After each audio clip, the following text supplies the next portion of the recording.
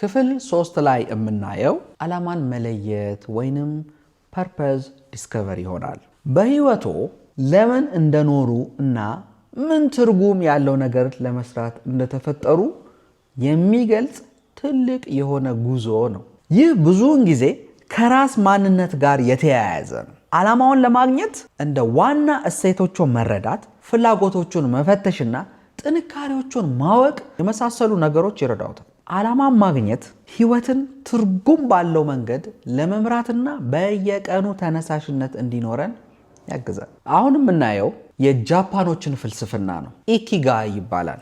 ኢኪጋይ የሚሉት ትምህርት ምን ማለት ነው? የምትወደውን ጎበዝ የሆንክበትን እና ዓለም የምትፈልገውን ነገር በአንድ ላይ ማጣመር ማለት ነው። ለምሳሌ የሽያጭ ልምዴን ከማስተማር ጋር ሳገናኘው ትክክለኛ ዓላማዬን ተረዳው ማለት ነው። አንተ ስለዚህ ጥያቄ መልሳለህ? ለምንድን ነው በየቀኑ ጠዋት ካልጋ የምትነሳው? ሌላ የምናነሳው ሐሳብ የእኔ ለምን ይሆናል ወይንም ፋይንዲንግ ዩር ዋይን ይሆናል ማለት ነው። በዚህ ዙሪያ ባይ ዘ ዌይ በጣም ጥሩ የሆነ መጽሐፍ አለ የሳይመን ሲኔክ ስታርት ዊዝ ዋይ የሚል እሱን እንድታነቡ እመክራችኋለሁኝ። ወደ ሐሳቡ ስንገባ የህልውናችንን ዋና ምክንያት ማግኘት ማለት ነው። ስራችን፣ ግንኙነታችን፣ ውሳኔዎቻችን ትርጉም እንዲኖራቸው የሚያደርግ መሰረታዊ መነሻ ነው።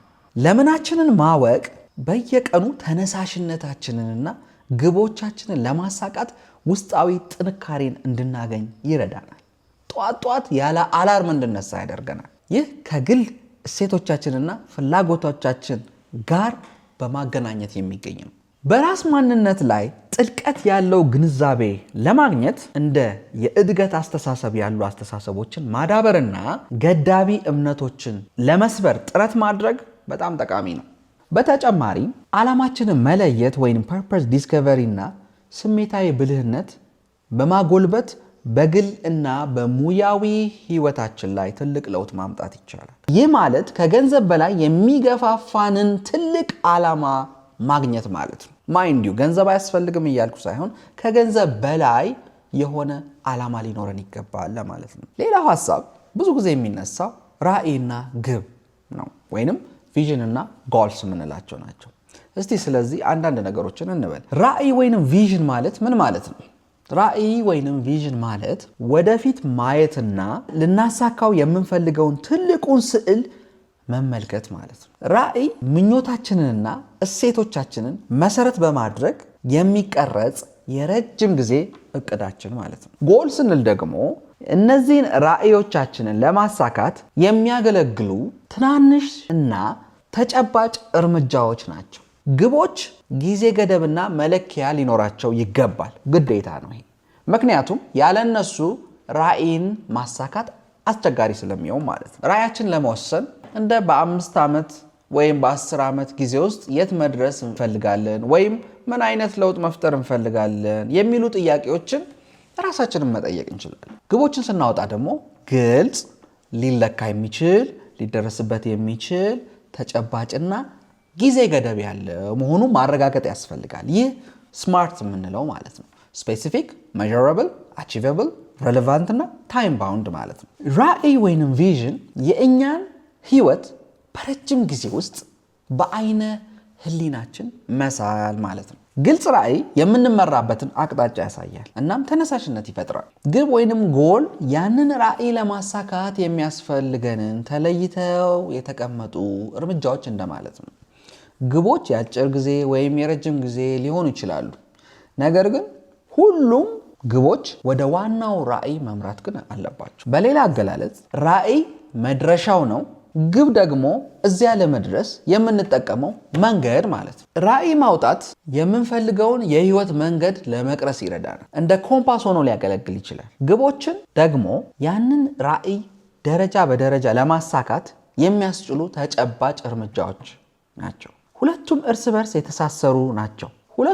የተሳሰሩ ናቸው። አንዱ ከሌላው መለየትም አስቸጋሪ ነው። የረጅም ጊዜ ራዕያችን ወደ ዕለታዊ ተግባር መቀየር በጣም አስፈላጊ ነገር ነው። ሌላው የምናየው በስራና በህይወት መካከል ያለ ሚዛንን ወይንም ይሄ ወርክ ላይፍ ባላንስ የምንለው ነው።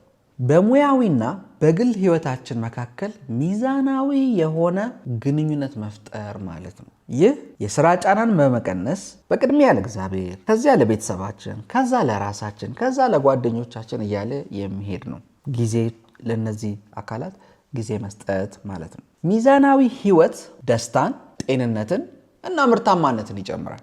ሚዛናዊ ህይወትን ለመያዝ በስራና በግል ህይወት መካከል ግልጽ ወሰንን ማበጀት ያስፈልጋል። ለእግዚአብሔር፣ ለቤተሰብና ለጓደኞቻችን እንዲሁም ለእረፍት ጊዜ መመደብ ያስፈልጋል።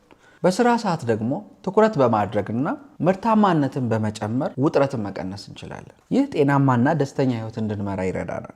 ይህ ጉዳይ ለፈጣሪ፣ ለቤተሰብ፣ ለራስ የሚሰጥ ዋጋ ነው። እስቲ ወደ ተግባራዊ ልምምድ እንሂድ። የሚከተሉትን 4 ጥያቄዎች መልስ እንድትሰጡ ፈልጋለሁ። አንደኛ፣ ምን እወዳለሁ የሚለውን እንድትመልሱልኝ ይፈልጋለሁ።